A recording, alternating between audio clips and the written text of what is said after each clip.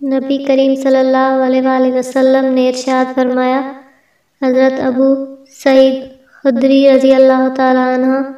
نے ایک مرتبہ حضرت عبداللہ بن عبد الرحمن بن صعصع رضی اللہ تعالیٰ عنہ سے فرمایا کہ میں دیکھتا ہوں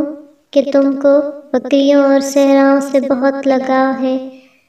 اب جب کبھی تم اپنی بکریوں کے درمیان یا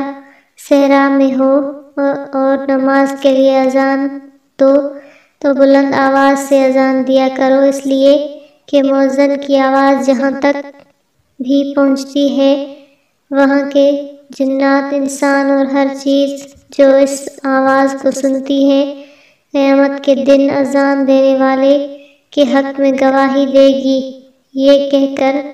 حضرت ابو سعید رضی اللہ تعالیٰ عنہ نے یہ بھی فرمایا کہ میں نے یہ بات رسول اللہ صلی اللہ علیہ وآلہ وسلم سے سنی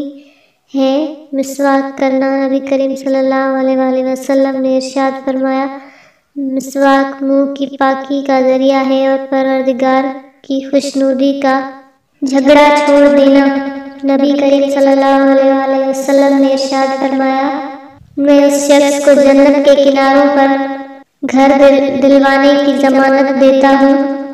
جو جھگڑا چھوڑ دے، خواہ وہ حق پر ہو۔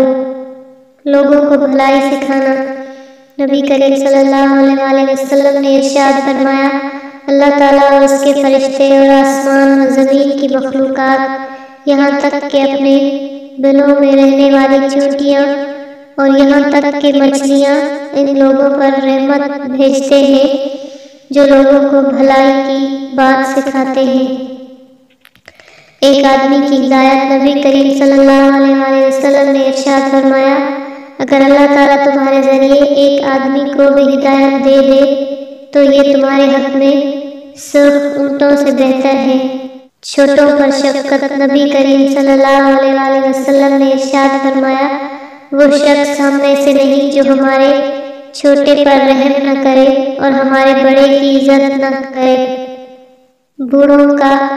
اکرام، نبی کریم صلی اللہ علیہ وآلہ وسلم نے ارشاد فرمایا، یہ اللہ تعالیٰ کی تعظیم کا ایک حصہ ہے